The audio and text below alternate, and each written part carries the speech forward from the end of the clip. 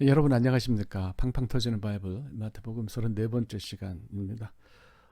뭐 몇 분이 보시든지 상관이 없이 저는 이런 일의 사명을 가지고 계속해서 이렇게 동영상을 만들어서 여러분들 앞에 제공하는 것이 중요하다고 생각을 합니다. 뭐 어떤 그런 관점에서 마태복음 계속 읽어가시자고요. 오늘은 마태복음 8장 18절부터 22절까지를 생각하겠습니다. 예고 드린 대로 예수님께서 주님을 따라오겠다고 하는 서기관에게 죽은 자를 장사하게 하라 이렇게 이제 말씀하셨잖아요. 그래서 이게 난제 중에 난제죠. 난제풀이 가운데 늘 잘 등장하는 부분이에요. 그래서 이것을 한번 여러분들이 이해하시는 거는 이해하시는 거고 또 다른 시각으로 한번 들여다볼 수 있는지를 생각을 해보도록 그렇게 하겠습니다. 마태복음 8장 1절에서 예수님은 산에서 내려오셨잖아요. 그래서 계속 제가 이제 무리를 만나신 이야기를 합니다.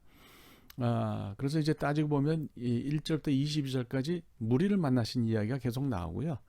22절 이하부터는 다시 이제 제자들과 함께 일반적인 사역으로 돌아가시는 그런 얘기가 나온다. 저는 그렇게 이제 구조를 보는 거죠. 그러니까 어느 문으로 들어가냐가 중요한데 저는 물이라는 문, 제자와 물이라는 문을 열고 들어가니까 이런 게 보이더라. 뭐 이런 얘기죠. 8장 18절을 보면 일단 어떤 국면, 페이스가 전환이 되는 복선이 보입니다. 무리가 예수님 애워쌌다 그래요. 세 종류의 무리를 만났잖아요. 뭐 이제 그 피부병 환자, 그다음에 뭐 백부장 베드로의 장모라고 하는 세 타입의 무리를 만나신 후에 무리들이 왕창 예수님을 이제 둘러쌌어요. 그러니까 예수님께서 건너편으로 가자 그러시잖아요. 그 이제 가버나움에서 가다라 쪽으로 이제 가자고 얘기하시는 거예요. 그러니까 이거는 제가 볼 때 전체적으로는 제가 이해하기에는 국면 전환이다 이렇게 보이고요. 이제 무리에 관한 이런 이야기나 가르침에서 마태가 떠나서 예수님의 일반적인 사역으로 다시 돌아간 거로 이렇게 봐도 괜찮겠다 싶습니다. 그래서 23절부터는 이제 갈릴리 바다의 풍랑이 이런 이야기가 있고 29절 이하에서는 가다라에서 생긴 일들이 나와요. 뭐 가다라는 위치에 좀 오늘날 소랑설레가 있지만 뭐 그건 그때 가서 또 여러분과 함께 생각하도록 하겠습니다. 어쨌든 그 8장 18절을 넘어서서 19절부터죠. 정확하게 19절부터 22절까지를 보면 애워싼 무리들 가운데서 무리의 마지막을 장식할 서기관이 등장합니다. 그러니까 네 번째 타입이라 이렇게 볼 수 있어요. 베드로의 장모에 이어서 네 번째 타입이다. 첫 번째, 두 번째, 세 번째는 그래도 긍정적인 면이 있는데요. 네 번째는 10가지로 따진다면 한두 가지는 긍정적이지만 7개, 8개는 부정적인 어떤 그런 모습을 가진 무리라고 생각합니다. 자, 뭐 어쨌든지 그렇습니다. 이 서기관으로 상징되는 이 네 번째 타입의 무리는 어떤 결정을 내렸는지 모르겠어요. 주님을 따라갔는지 안 따라갔는지 마태가 말하지 않습니다. 저는 따라가지 않았다고 보는 거죠. 따라갔으면 이야기를 했을 거예요. 앞선 세 부류의 무리는 주님과 관계가 형성이 됐잖아요. 그 피부병이 고쳐진 사람도 그렇고 백부장도 그렇고 그 베드로의 장모도 그렇습니다. 그런데 서기관은 모릅니다. 왜? 마태가 말하지 않기 때문에 그래요. 주님이 말씀하신 걸로 끝이에요. 그러니까 뭐 이거는 마태가 이전의 세 타입과 달리 마무리를 한 거는 이거는 좀 부정적인 결과가 있기 때문이 아닌가 그렇게 생각하죠. 뭐 따지고 보면 무리 가운데 하나 정도는 주님을 받아들이지 않는 경우도 나오는 게 뭐 괜찮죠. 자, 서기관에 대해서 생각해 보죠. 서기관이 예수님께 나와서 어디로 가시든지 따르겠다 그래요. 뭐 열심히 있죠. 근데 이런 열심만 가지고 다 되는 건 아니에요. 그래서 우리가 종종 신앙을 열심과 헷갈리시는데요. 열심히 있는 건 없는 것보다 100번 좋습니다. 100번 좋지만 그러나 열심히 모든 것을 다 말하진 않는다. 방향도 올바라야 되고요. 또 그 열심이라고 하는 것이 구체적인 행동으로 결과가 나와야 되는 거죠. 그러니까 행동은 여기서 만약에 주님을 따르겠다 그러면 행동은 어떤 걸 뜻하겠습니까? 율법적인 어떤 그 유대교의 가르침에서 떠나서 복음으로 넘어오겠다. 주님을 메시아로 받아들이겠다. 하나님으로 믿겠다 하는 거죠. 그런 구체적인 행동이어야 하죠. 근데 그렇게 그는 정말 행동으로 옮겼을까요?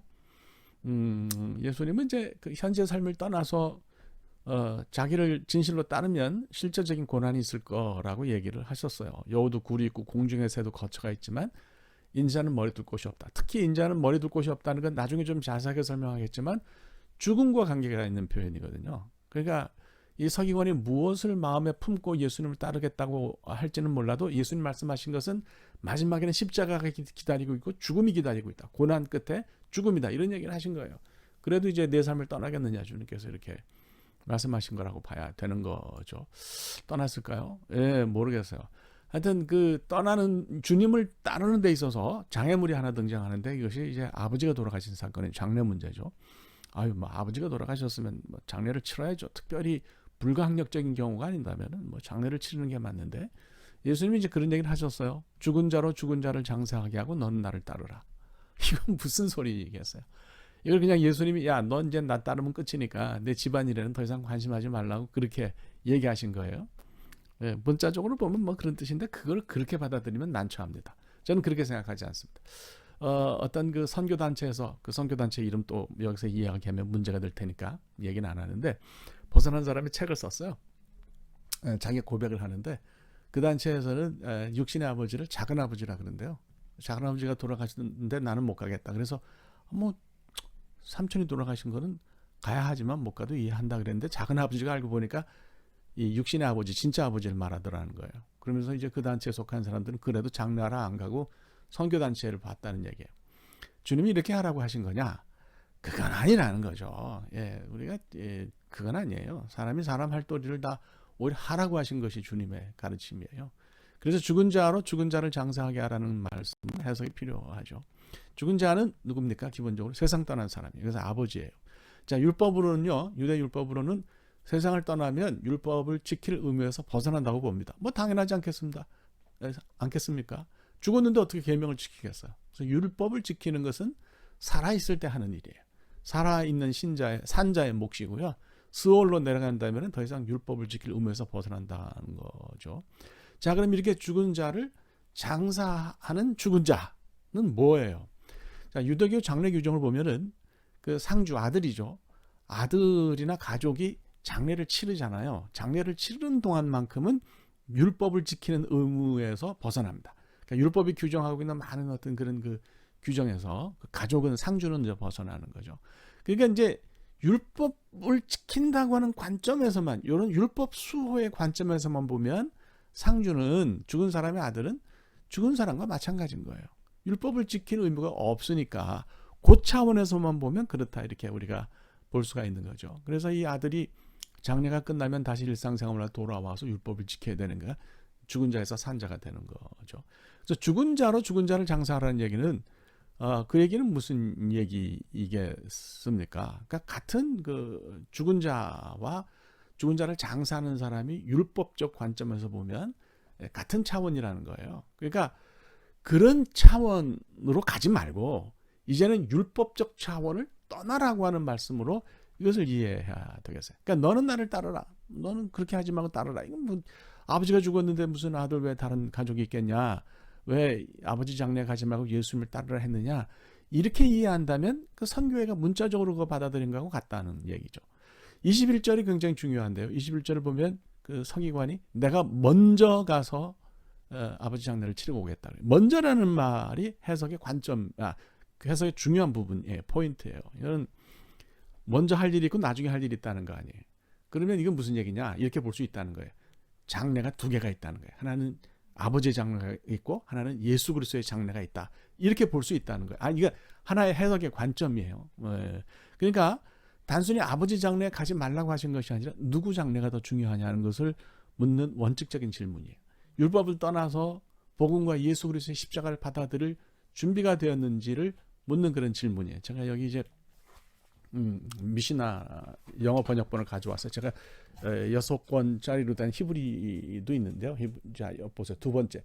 이 네지킨이라고 fourth division 그래가지고 네지킨이라는 게 있어요. 거기에 두 번째가 바바 메찌아. 아이고, 예. 보이시죠? 예, 뭐 이쯤 됐을 것 같아요. 바바 메찌아라는 게 이제 뭐냐면 미들 게이트라고 하는 뜻인데요.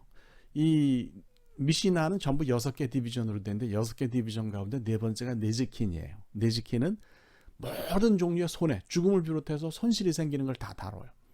그래서 여기 그 바바 메찌아에서 묻습니다. 아버지와 선생이 포로로 붙들려 갔으면 먼저 선생 몸값을 치르고 그 다음에 아버지 몸값을 치르라. 그러니까 질문이 뭐냐면 누구를 먼저 몸값을 치를 거냐? 대답은 선생 몸값이 먼저라는 거예요. 아버지보다. 그러니까 아버지와 예수님이 죽으면 누구 장례를 먼저 치를 것인가? 그러니까 참 예수님 묘해요.